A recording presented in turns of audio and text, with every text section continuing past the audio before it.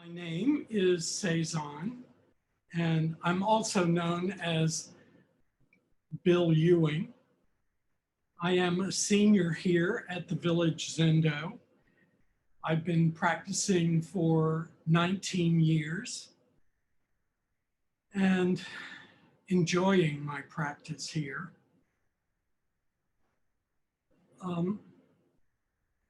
What I want to talk about this evening is of particular importance.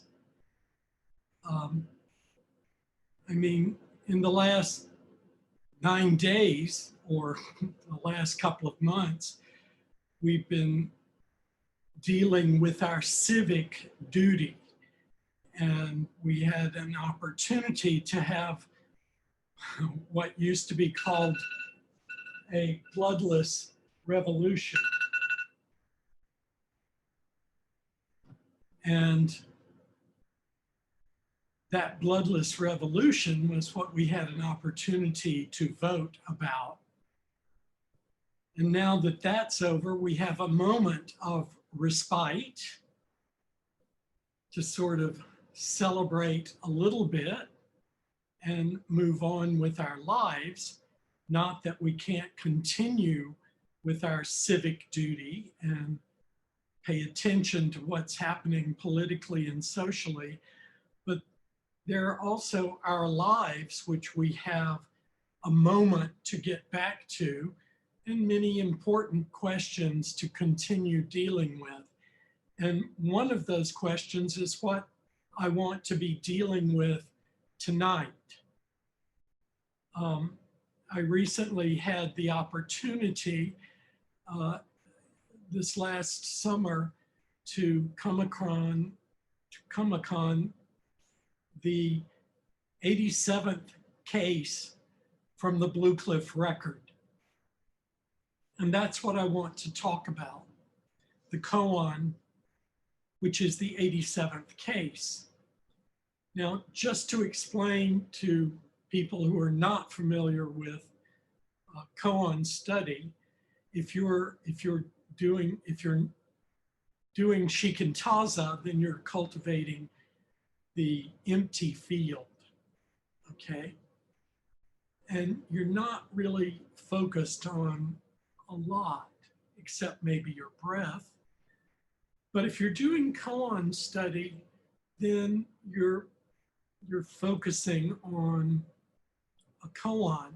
And the koans are very simply, they're teaching stories. Some of them are quite short, some of them are longer and more story-like. A number of them are simple conversations between two practicing friends or a teacher and a student.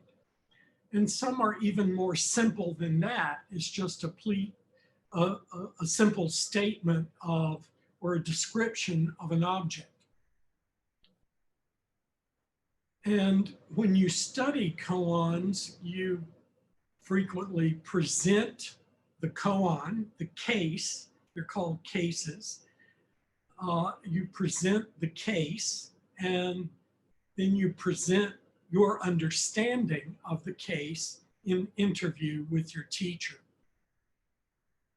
Frequently, there will be something before the koan, before the case, called a pointer. It's a paragraph, a few lines that give you a way of thinking about or pointing to what the case is about. And frequently there will be a verse afterwards, which does something kind of different. In my experience, the verse usually, in a different kind of way, sets you down in the koan. Gives you another way of looking at it and understanding what the case is about.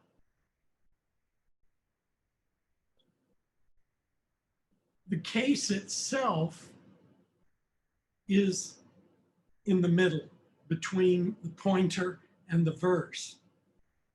And depending on the teacher you're studying with or which book of koans you may be working with, or maybe you're just working with an individual koan, you're asked to present that. And what I'm going to do this evening is I'm going to recite the pointer. The pointer to the 87th case is a little bit longer and it's quite poetic. So I'll give you the title and then I'll recite the pointer and then I'll recite the case. This is the 87th case from the Blue Cliff record. Medicine and disease subdue each other. Pointer. A clear-eyed fellow has no nest. Sometimes on the peak of a solitary summit, weeds grow in profusion. Sometimes he appears naked and free in the bustling marketplace. Just as suddenly, he can appear as an angry titan with 3 heads and 6 arms. And just as suddenly as moon-face Buddha and sun-face Buddha, releasing the all-encompassing mercy. In a single atom, he manifests all forms of physical being. To save humans, according to their own type, he mixes mud with water. If he should release an opening upward, not even the eye of Buddha would see him. If 1,000 sages should appear, they would have to fall back 3,000 miles. Is there anyone with the same attainment or the same realization? To test, I cite this to see. Case. Yun Min, teaching the community, said, medicine and disease subdue each other. The whole earth is medicine. What is yourself?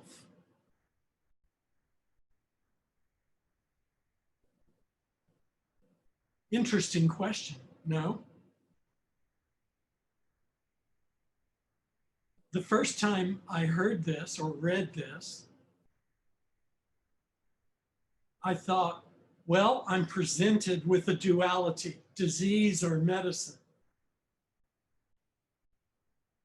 That's such an old trick. I mean, in any kind of argument or fight, it's an ancient tactic. Divide and conquer. Distract with the division.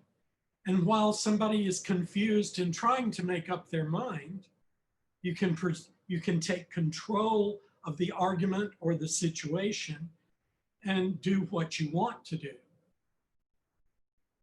Sound familiar with anything we've been through recently? It did to me. That's an old tactic. I don't want to be divided in the way I think about things. In fact, I remember very distinctly my teacher saying on certain occasions, include everything, not just what you like, but what you dislike, not just the people you agree with, but the people you don't agree with. Don't just take this side or that side. What about above and below, or in front and behind? Where do you go with this? A clear-eyed fellow has no nest. I've been told that to understand a koan, you need to become the koan, be the koan. Well, what can you be? Disease, medicine, Yunmin, the community? Or how about yourself? Those are all mentioned in the case. Where do you go with this? Where can you take it in order to be all of this? It's difficult. Nobody said koans were going to be easy. And ultimately, there's only one answer, and that is your answer. One answer for you, for your truth, and for yourself. How do you find that? Become the koan? Well, that's a good question. One of our Zen masters, when he was still a student, asked his teacher about the way. And what he asked was, should I aim myself at it? And his teacher said, if you aim yourself at it, you'll move away from it. But if I don't aim myself at it, how will I know what I'm doing is right? And his teacher, in all wisdom, said, the way is not about right or wrong. It's vast and wide and open. So where do you go with this? That same teacher years later said, the ultimate way has no difficulties. Just stop picking and choosing.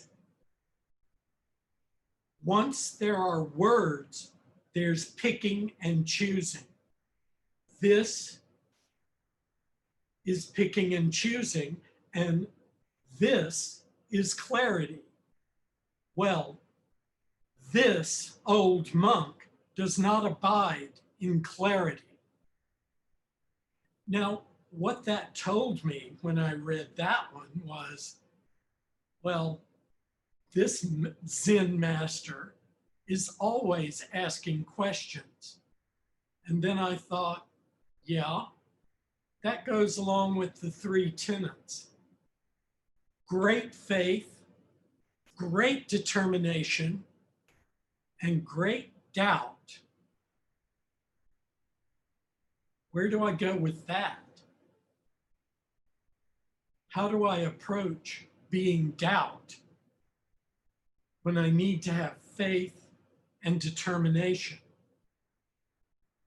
How do I go about being all three of those things at the same time? Indeed, this is not about easy. It's about making your life whole, making your life complete. Not about easy.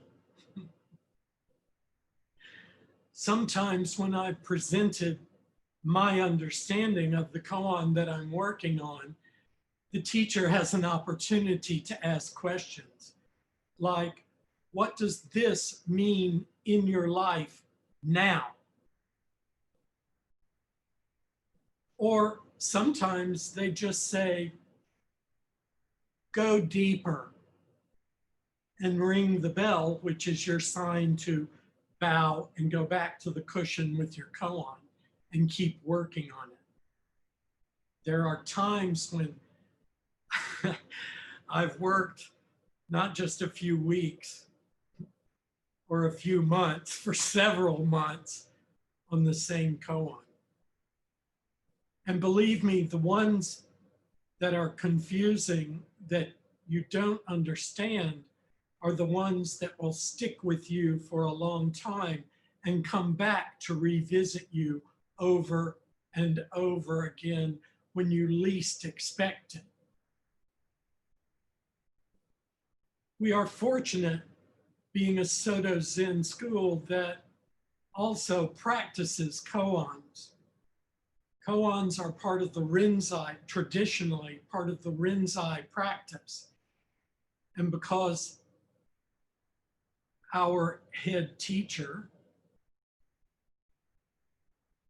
had a teacher who used koans as well in his teaching, in Soto as well, we get to have the opportunity to do that as well.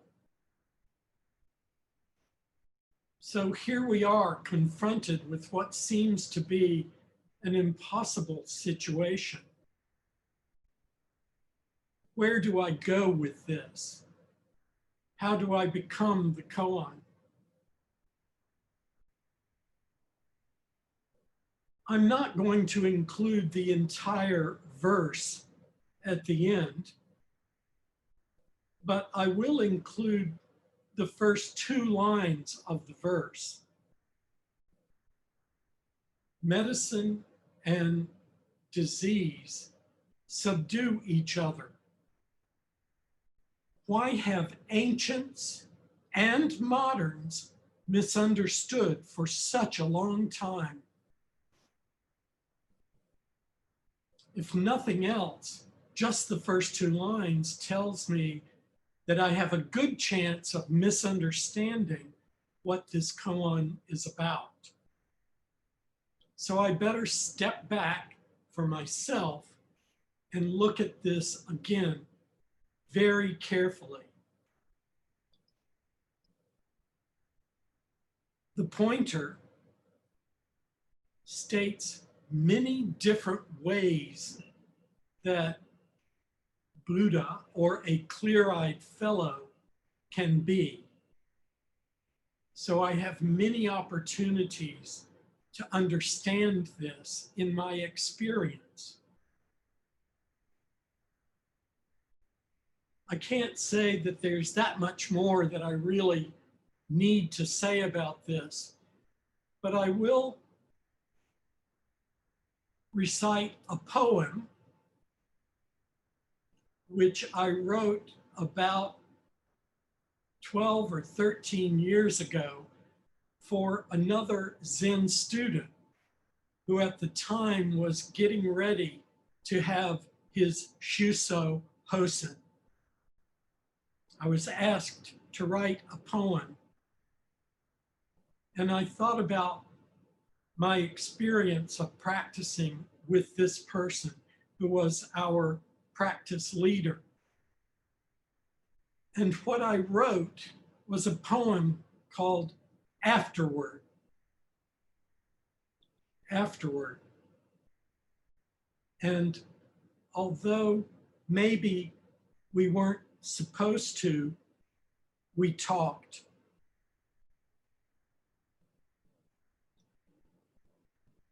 Without being naive, you spoke with innocent directness about things that mattered, about how koans become your life. And you wondered about how your life becomes a sutra. I spoke about the weather of our emotions and the geometry of the universe and how it all fits in. Afterward, on the long ride home, the simple silence we shared answered all our questions.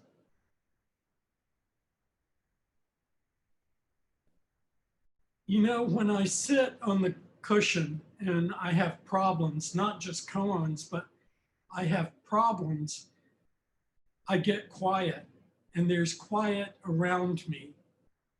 There's quiet in the way the other people around, even on the platform, are sitting. There is stillness. And out of that, frequently, if I really just focus on my breathing and trying to give my mind a chance to sit down, I come up with something. I don't know where it comes up from, but it's different. The situation or the problem or how my mind is thinking about it, how my heart is thinking about it. I have a chance to really experience the moment in its reality.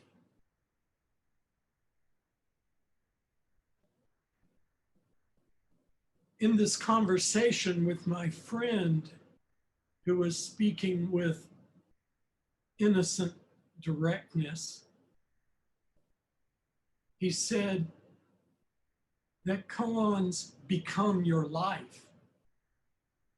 What I realized is that for a long time, I was trying to be the koan, to put myself in it. And like I usually do when I overthink things, I push myself into it. And what he was saying was the koan becomes your life. It's almost like you don't have to try for it. It is your life.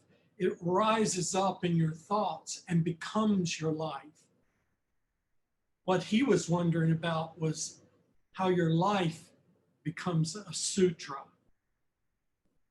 I've held on to that thought that a koan should become my life, and that if I don't try, if I just let it come up within me, if I allow the answer to rise in myself, then actually I'm already there. I don't have to aim at it. I don't have to push anything or anyone else. The answer is already there. It's like it just comes out of the cushion that I'm sitting on somehow. And I'm there with all of the people that I see in all their little squares right now, in silence, realizing that answer is already there.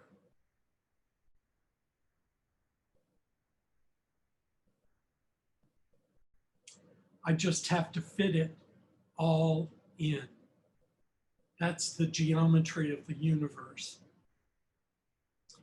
Thank you for giving me an opportunity to share my experience, my strength, and my hope, and my gratitude for all of the people that I sit with, whether I agree with anything or not.